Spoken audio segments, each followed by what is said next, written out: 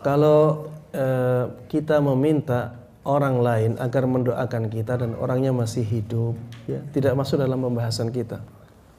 Yang masuk dalam pembahasan kita adalah perantara yang dahulu dilakukan oleh orang-orang musyrikun di zaman jahiliyah.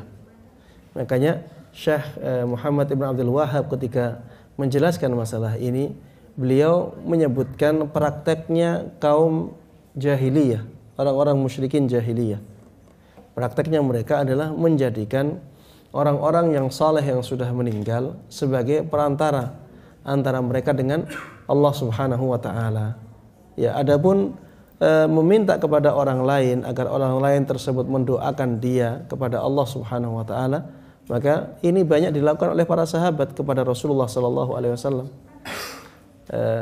Ada sahabat yang meminta agar Rasulullah sallallahu alaihi wasallam berdoa agar hujan diturunkan. Ya, di hari Jumat Rasulullah sedang berkhutbah, tiba-tiba ada orang Badui. Ada orang Badui masuk ke masjid dan langsung memutus khutbahnya Rasulullah sallallahu alaihi wasallam. Mengatakan, "Ya Rasulullah, halakatil amwal." Wahai Rasulullah sallallahu alaihi wasallam, harta benda kami rusak, ya, karena kering, ya, sehingga domba-dombanya, hewan peliharaannya kelaparan dan akhirnya banyak yang mati. Akhirnya orang ini mengatakan, "Ud'ullaha an yusqiyana."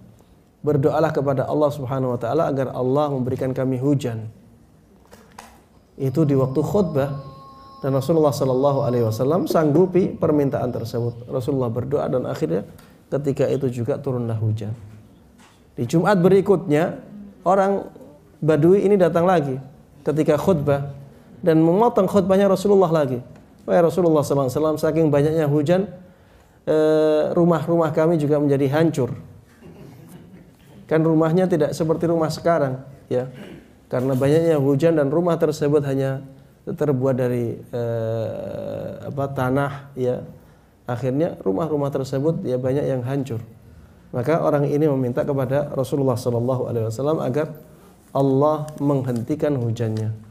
Maka Rasulullah sallallahu alaihi wasallam tidak meminta dihentikan hujannya, tapi Rasulullah sallallahu alaihi wasallam meminta agar Allah Subhanahu wa taala menjadikan hujan tersebut berada di pinggiran kota Madinah. Sehingga terjadilah seperti lubang yang sangat besar di angkasa, sehingga kota Madinah tidak ada hujan, tapi di sekitar kota Madinah tetap ada hujan. Ya, ini contoh, ya, bagaimana para sahabat Nabi Muhammad SAW meminta agar Rasulullah SAW mendoakan mereka, dan ini bukan kesyirikan sama sekali. Ya, ini adalah membantu dalam kebaikan. Wallahu a'lam.